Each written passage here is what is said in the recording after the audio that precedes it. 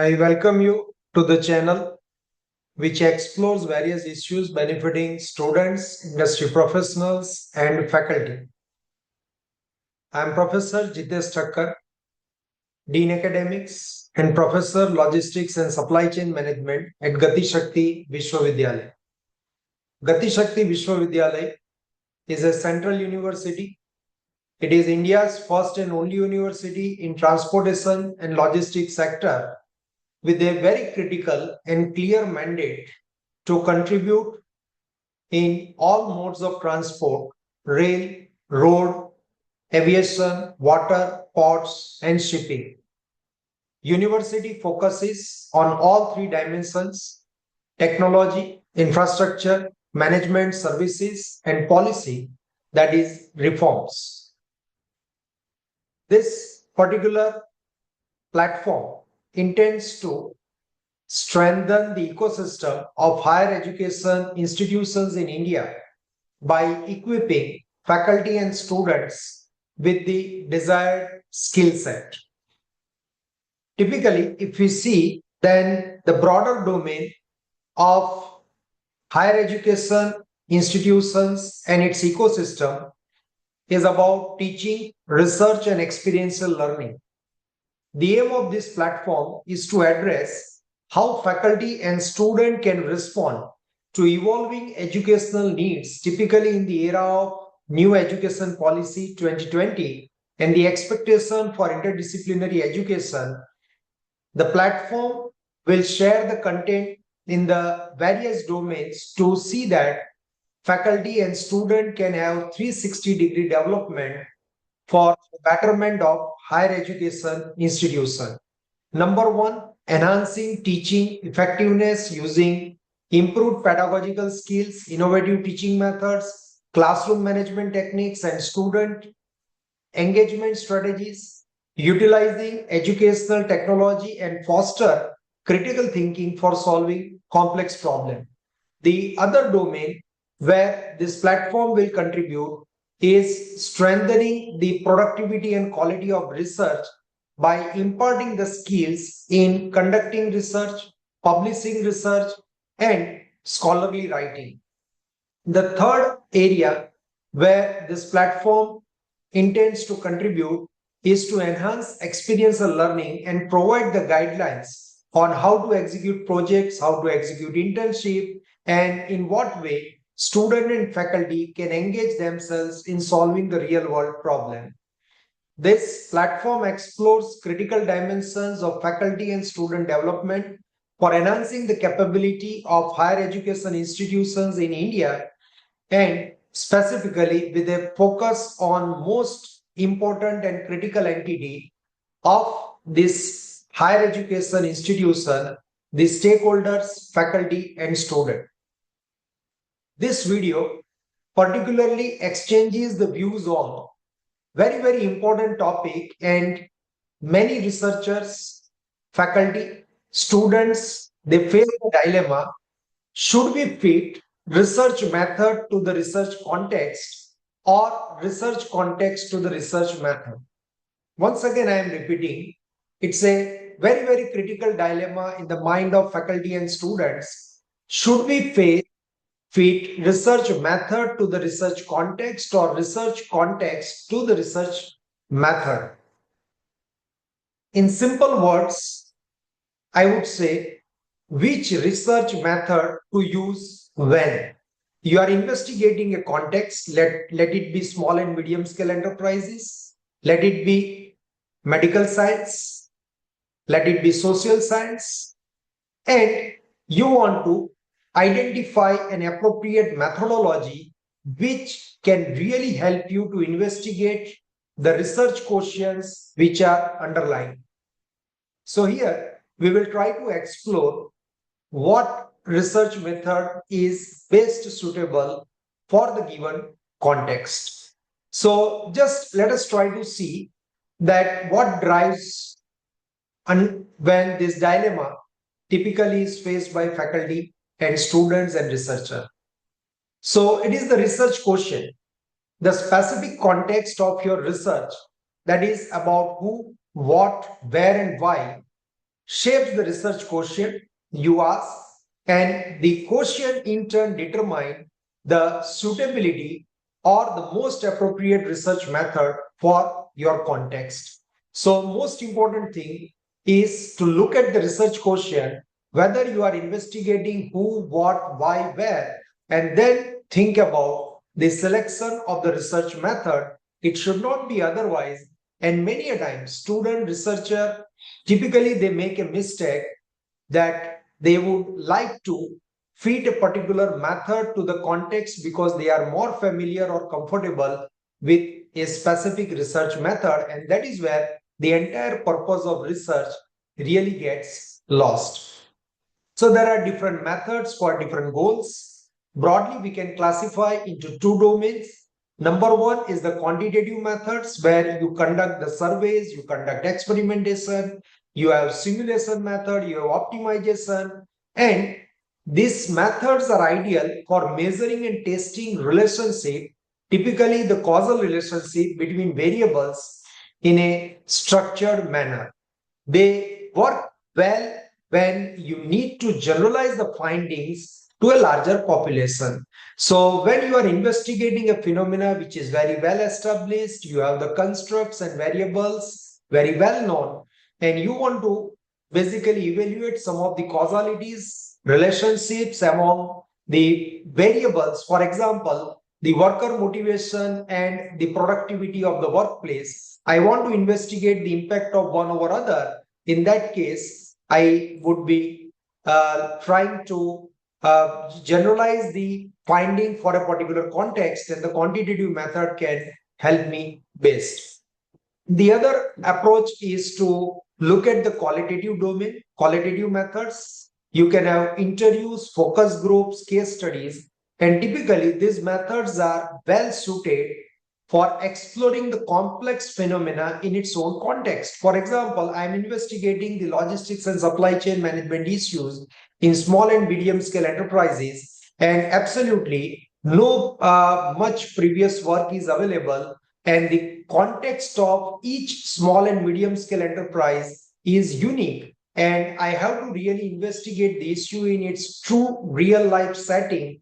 Then I am more investigating it in an exploratory manner rather than the explanatory matter, and I am focusing on what and how. And this is something where qualitative research method like interviews, focus group discussion, case studies really help the researcher. There are certain practical considerations when it comes to choosing a particular research method.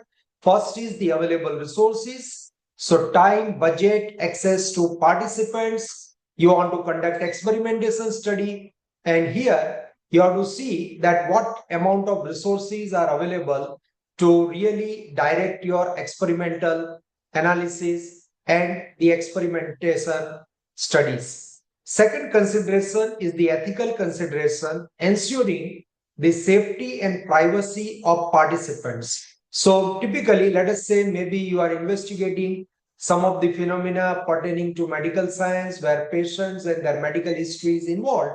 And there are certain ethical considerations we need to respect. And the third important consideration when it comes to choosing the research method, then it is nature of data.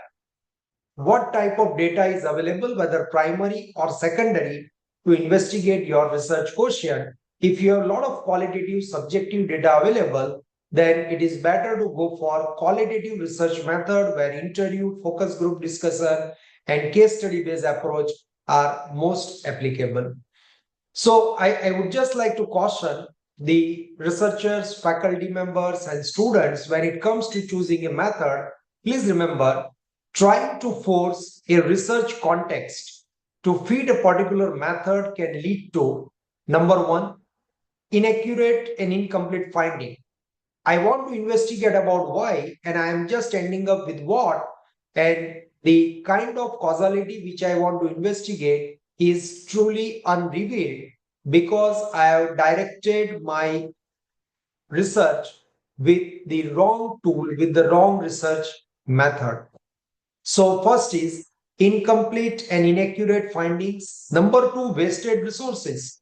You have invested time, maybe 2 years, 3 years. You have deployed various resources to gather the data, to analyze the data, computational efforts. All these resources gets wasted when you choose to direct your research with the wrong research approach or research method. And third is ethical issues.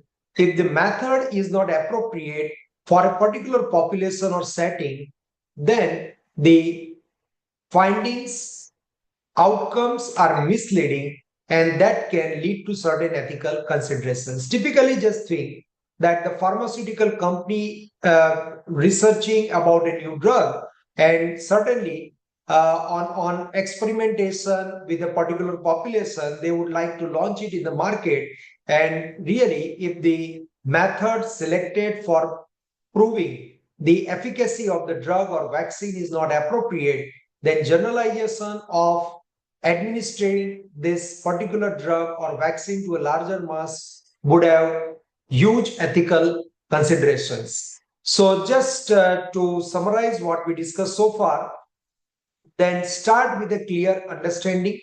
Let us have a clarity on the research quotient and let your research quotient to drive the selection of an appropriate research method.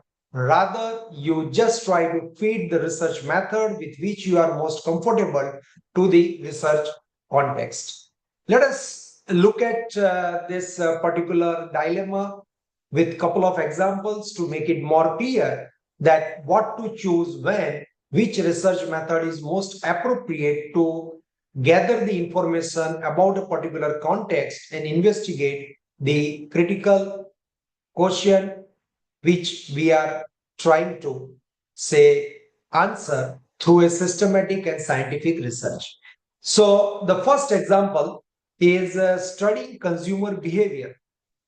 Typically, this falls within the domain of marketing, and a marketing manager wants to investigate what is the consumer behavior in terms of its preferences for the brand, in terms of its preferences for the specification, pricing, and what is the trend prevailing.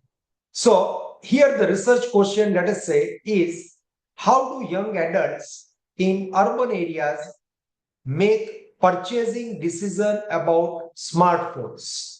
So this young generation, typically the adults in the young generation, they are very choosy when it comes to smartphone, and a lot of options are available. So when company they are designing the product for a larger segment, typically this adult group of consumers, then really they have to see that what kind of trends and patterns are prevailing in the market. So the context is young adults are tech savvy and influenced by social media, online review, and peer opinions. What could be the appropriate method? So here, maybe one method may not help the marketing department or the marketing function to understand the consumer behavior, young adult about smartphone, and they may have to opt for mix of methods. So number one, if they conduct the online surveys, then they can gather the quantitative data on preferences, brand awareness, and purchasing habits from a larger sample. With the focus groups approach, which is more qualitative in nature, they can explore in depth motivations, attitudes, and social influences to understand the motivations and behavioral dimensions of the young adult consumers. And the third, social media analysis. So, to analyze online conversations, what kind of views they are expressing, trends, and sentiments related to smartphone brands. This is the third approach that company can adopt, and based on the triangulation of survey-based analysis, focus group, in-depth interview, and the third, social media analysis, they can come out with the appropriate features of the smartphone and the strategy to position that product for the young adult consumers. So it's a mix of both quantitative and qualitative approach that can help the company or the marketing department to really make a more appealing product and position it well in the market. Let us look at the second example. that is evaluating a new educational program. And let us say the research question is, does a new after school program improve the math score and math skill of elementary school students from low income families? So these students, they are looking for additional inputs, and let us say I am launching a post school reinforcement program, and students really they are benefited or not, I just want to investigate. So what could be the appropriate research method? So one, I would like to conduct pre and post test where I may conduct the statistical analysis, inferential analysis, t-test, and see that what is the score of the students typically coming from low income group in the subject maths before this intervention, that is the post school intervention program in mathematics, and what is the score after that. So by comparing these two, I can at least have some statistical inferences about the effectiveness of the program. Second is the observation. I can assess the student engagement, teacher student interaction through observation and understand that whether this program is running well or not. And third is interviews with students and parents to gather qualitative insights about their motivation, about the kind of experiences they had through this post-school intervention program, and triangulating these three pre and post test statistical analysis, observations, and interview can help me to derive better insights for the necessary interventions and improvement of the program. Let us look at the third example. I want to investigate the impact of natural disaster. So certainly when there is a natural disaster, citizens, people, they are under huge trauma. They lose their wealth. There are health issues, and there are, most importantly, many psychological issues. So the research question is, how did a recent hurricane affect the mental health of residents in coastal community? And my context is, the community experienced significant trauma and loss due to the disaster, and I want to investigate that what kind of measures really would help the community. So I can conduct the survey to assess the prevalence of anxiety, depression, PTSD, that is post-traumatic stress disorder, and I can gather the data and conduct the surveys to understand this context from the quantitative perspective.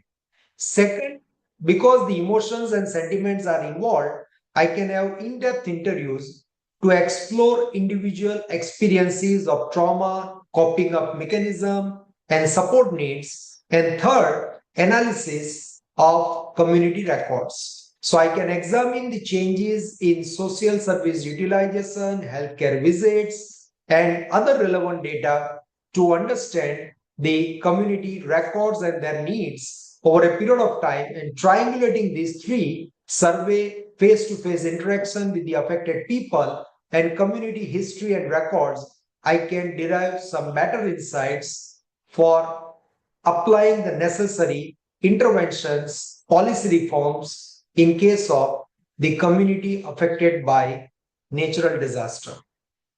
Let us look at the fourth example to make our idea crystal clear. Which research method is most suited for the given context? Let us look at the fourth example. Logistics company trying to optimize its delivery routes and the fuel cost. This is the most critical problem for any transport and logistics company, and they would like to optimize their route planning and the associated fuel cost. So one of the approach they may adopt, that is the quantitative in nature, is building a simulation model for their transport network and see that if they choose set of routes in the network, then what would be the total distance, total delivery time, and hence the associated cost. When you go by the simulation approach, certainly you can explore the various scenarios in a quantitative manner, but many times it's not only about the distance, it's also about the condition of the road, and this information may not be immediately available in the quantitative manner. So here they may choose the second approach, that is in-depth interview of the drivers and collecting the qualitative information about the condition of the roads. So a mixed approach of simulation and interviews of the driver can really help them to optimize their route and hence minimize the fuel cost. So simulation in general allows the testing of many scenarios quickly but might not capture the real world variables like unexpected road closures and road condition as mentioned. Focus groups offer valuable insights into driver experiences and potential bottlenecks, but do not provide precise quantitative data for the route optimization and fuel consumption. So, analyzing historical data combined with the data collected from the personal interview of the drivers and integrating these two can really provide a robust research method approach to the logistics and transport company for their problem of optimizing the routes and minimizing the fuel cost. Let us see, if the company has limited budget for maybe the sophisticated software to run their simulation, then they might rely more heavily on the driver input. If their priority is minimizing environmental impact, typically the concern we all have, then they might prioritize routes with the lowest emission if they are not the absolute fastest.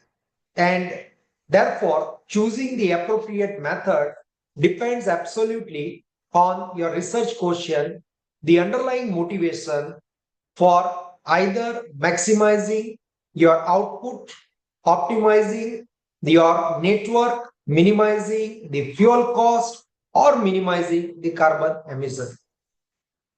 So, we have seen the importance of research method, specifically when it comes to the dilemma which research method is most suitable for a particular context and the specific research quotient. And to elaborate on this, we have seen 4 detailed examples. Now let us look at 7 most widely used research approaches, research methods. Number 1 is case research. Number 2 is statistical, inferential, empirical research. Number 3 is multi-criteria decision-making research, typically called as MCDM. Number 4 is simulation. Number 5 is experimental research. Number 6 is optimization. And number 7 is action research. So let us look at the goals, objectives, the kind of say problem each approach can handle, and some of the strengths and limitations associated with each one of these 7 research methods approaches. So let us look at first case research. Case research is about in-depth investigation of a single instance.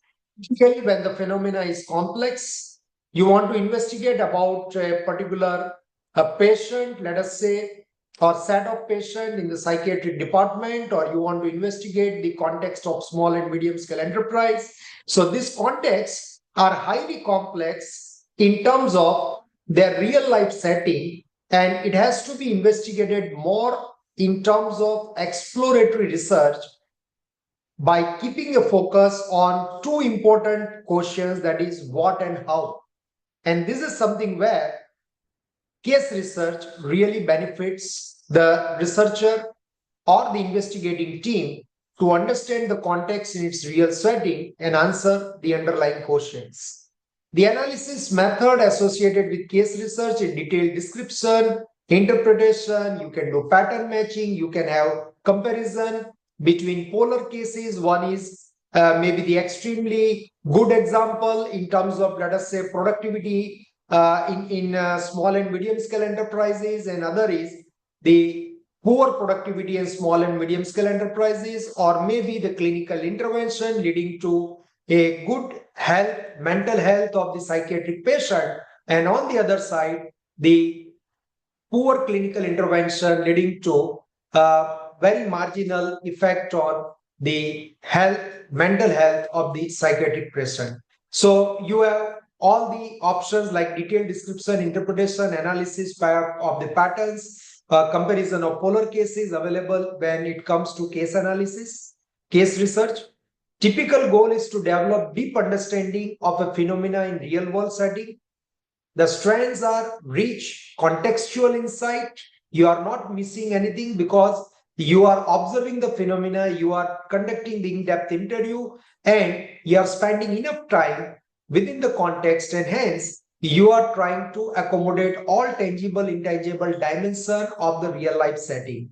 So can explore complex issues not easily studied with other methods. Yes, there are limitations with the case research approach. It has a limited generalizability, can be time consuming and resource intensive, potential for researcher bias. Let us look at the second one, which is quantitative in nature, that is statistical, inferential, empirical research. Here, my objective is to investigate the causal relationship among variables. I will gather the quantitative data, I will collect the numerical data, and then try to investigate the causal relationship between or among the variables to establish some of the facts which are quite generalizable in nature. So primary quantitative data, numerical measurements, survey responses I can use. I can have various statistical tests to be applied. It can be t-test, it can be z-test, it can be f-test, ANOVA. I can use structural equation modeling, principal component analysis, factor analysis, or cluster analysis. So there are different univariate, bivariate, and multivariate statistical approaches available to investigate the issue in the greater depth, which can lead to the generalizability for the population. So I would test the hypothesis, identify correlation, and try to generalize my findings for a particular population. High generalizability is the great strength of this inferential research, but yes, it has a limitation. Many a times it can oversimplify the complex phenomena and may not capture full context, which otherwise we are able to do with the case research approach. So in general, it is highly recommended that you use mix of qualitative and quantitative approach to conduct your investigation from all the dimensions and capture majority of the dimensions affecting a particular phenomena. Begin with the exploratory research, have maybe 5 to 6 cases analyzed, documented, and when you are comfortable with the selection of the constructs or variables for most suitable for your context, then you may have a deep inquiry with the quantitative technique like inferential empirical research. The third highly used approach is multi-criteria decision making. So this approach is very much useful when you have to evaluate the conflicting criteria for analyzing the multiple alternatives. For example, you want to buy a house and there are many criteria like nearness to airport, nearness to city, nearness to market, the price, and the locality, many dimensions you would like to consider, and then you have set of projects as the alternatives, and many criteria are conflicting in nature. So here, when you have to accommodate the conflicting criteria and also both tangible and intangible, price is quantitative, it is tangible, but maybe the reputation of the builder is intangible. So when you have to accommodate both tangible and intangible criteria and evaluate set of alternatives, then multi-criteria decision making sets the premise as the best research method. Certainly, you are investigating a particular context, you will be conducting interviews or collecting the inputs from the experts, and the generalizability of the results beyond the context is not appropriate. So within the context, yes, you can apply the results of your multi-criteria decision-making analysis, and certainly when the experts themselves are involved and they've given their intuitive, say, judgments, intuitive opinions in conducting the multi-criteria decision-making analysis, they will have greater faith when it comes to applying or implementing the results of MCDM approaches. The fourth approach is the simulation. So simulation is all about mimicking the reality. I will have some input data based on the past information or history, and I will construct the simulation model to examine the various scenarios. So simulation is all about conducting what if analysis. I want to examine the various scenarios and to see that if, let us say, the logistics company would choose this route, then what would be the delivery time and what will be its impact on the fuel cost. So I want to really investigate the various scenarios. For example, maybe in the medical science, suppose you are, say, varying the dosages of the medicine, and then you want to check that what would be its impact or maybe on the overall health or the condition of the patient, because you are absolutely dealing with a non-linear system, that is the human body. And here, the simulation approach really sets a right premise for investigating the context and investigating the various scenarios associated with the context. So it is mimicking the reality. It is about what if analysis, and because it is system run simulation, you don't have to actually spend a lot of money on conducting the real life experimentation. You can narrow down your space to some of the important scenarios, and then for that, you can go for real life experimentation. So you can save your time, you can save your budget, and hence simulation maybe as a precursor to your experimental research is quite a successful and useful methodology.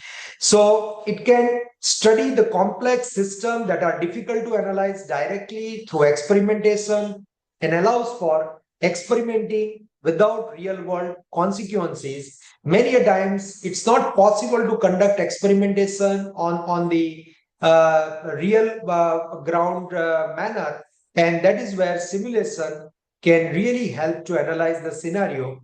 Yes, it has a limitation that model accuracy depends on the quality of input data, what historical data you have used, and this can have the computational intensive exercise. So yes, you need to have the high grade computational facility to run the simulation for a complex system. Let us look at the fourth approach, that is experimental research. So you may conduct first the simulation for a complex system, analyze the various scenario, and you can narrow down your research to the specific, scenario or the specific scope, and then you may like to have greater validity, credibility of your results, and you can go for the experimental research. In experimental research, I would be manipulating set of variables to see its impact on the final performance. So maybe let us say it's a case of diesel engine or the petrol engine, then I may be changing the pressure, I may be changing the mix of fuel and the air, and then I would like to see that what is its impact on the final efficiency performance of my engine. Similarly, it could be the refrigeration system, and I may try to check the impact of maybe the different kinds of refrigerants or maybe the pressure and different thermodynamic conditions to see that what impact would it have on the cooling effect or the efficiency of my refrigeration system. So here I am more interested in examining the causal relationship among the variables, and experimental research can provide high internal validity when it is well designed. So you may choose the different kind of experimental design strategy. It could be ANOVA, it could be full factorial design, it could be fractional factorial design, or it could be the Taguchi approach. And depending upon the budget and resources available, you can operate with the appropriate experimental design strategy to examine the causality or to establish a regression model for a particular context or the phenomena under investigation. That is the limitation with the experimental research. It can be difficult to conduct in real world setting and may have limited external validity, generalizability. So fine, maybe it is for a particular context, and when that context is well captured through the experimental strategy, for that context, you will have very high validity of the results obtained through experimental research approach or the strategy. The sixth approach is optimization. So here my objective is to find a best solution, optimal solution, or it may be near optimal solution. So I may like to maximize or minimize my objective function within the given set of constraints. And maybe I can use the convex optimization to find maybe the global optima or the local optima if it is a multimodal function. And many cases when I have a multimodal function, I would like to use even the evolutionary algorithms like genetic algorithms, swarm particle optimization, ant colony algorithms, simulated annealing to see the Pareto analysis and find the solution which may not be the optimal, but for the given large set of constraints and the conflicting objectives, it can provide me a best trade-off on the Pareto frontier, and it is close to the optimal solution. Let us look at the sixth approach, and that is optimization. So when you have well-defined constructs, variables, the causality among constructs and variables is well established in the theory, and you are interested either in maximizing or minimizing the objective function. Maybe if it is a cost, you would like to minimize. If it is a profit or revenue, you would like to maximize within the constraints like manpower, the available machine hours, or the time or the network, different kind of constraints specific to resources, then we can go for the optimization approach. We may deploy the mathematical programming, linear programming, integer programming, dynamic programming, different kind of approaches for the linear functions, and for non-linear functions, we can opt for convex optimization. We may have unimodal or multimodal function. In many cases, for multimodal function and the complex problem, typically combinatorial in nature, we may like to opt for the near optimal solution on the Pareto frontier, where I am looking for the best trade-off between cost and performance. And here, my objective is not to obtain the optimal solution, but the near optimal solution on the Pareto frontier. Here, we can use the heuristics like genetic algorithm, maybe swarm particle organization, some of the evolutionary approaches like genetic algorithms, swarm particle optimization, or simulated annealing. And this can give us the most realistic solution, which may not be optimal, but it is near optimal. So this is a very well appreciated approach in the research, that is optimization, and it can lead to optimal or near optimal solution with a very clear objective function and the constraints defined. There is a limitation. It requires well-defined problem, as I mentioned, and accurate data, and may not be suitable for many real-life problems where tangible, intangible criteria with a lot of causality are involved. In that case, maybe the case research, empirical approach, or simulation, or the inferential approach like structural equation modeling may precede the optimization approach. And many a times we integrate the approach like multi-criteria decision making with the optimization, and maybe to uh, define the scope in a more clear manner, I may apply, let us say, analytic hierarchy process, which is a multi-criteria decision-making approach, and subsequently I may link it with the goal programming approach or linear programming approach. The seventh and last research method or research approach is action research. It's a cyclic process of planning, acting, observing, and reflecting to solve a practical problem in specific context. For example, a doctor is a part of particular treatment. Let us say cancer treatment. Every day, he interacts with the patients. He tries to understand their history and the prevailing situation and applies the various interventions. Similarly, if you are a consultant or if you are a manager and trying to improve the productivity of organization, then for a long period of time, this team or you as a part of team is part of many interventions, and you are witnessing the interventions and its implications on the productivity or system performance. So you have a great opportunity to go through the cyclic process, document the various results under different conditions, and this can become a very strong basis to prove some of the propositions, hypotheses, or answer some of the research questions. So this approach will utilize both qualitative and quantitative data gathered through observation, interviews, and other methods. Qualitative analysis of observations and reflections, quantitative data on the outcomes, and this typical method has a goal to improve the practice and generate knowledge through practice, orientation, or action. This method, action research, is highly relevant to real world problems.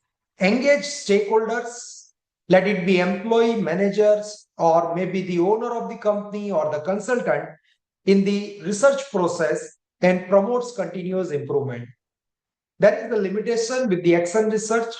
It can be difficult to generalize the findings because let us say you are investigating maybe for a typical computer company like Hewlett Packard or maybe the Dell, then you are only the part of interventions specific to this context. And hence, beyond the context, it is not possible to generalize my findings. So requires strong collaboration within the team and commitment from the participants, potential researchers, and the bias of the researcher or the intervention team must be minimized as much as possible.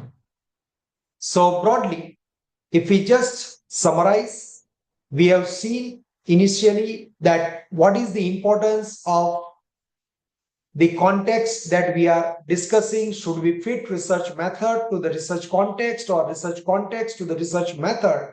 And it is extremely important to see that we are using the right research method for the context being investigated. And this is primarily driven by the research question. So my research question will decide what should be the right approach or the mix of quantitative and qualitative approach that I will deploy for answering my research question. So that is the first part we discussed. In the second part, we have seen 4 examples.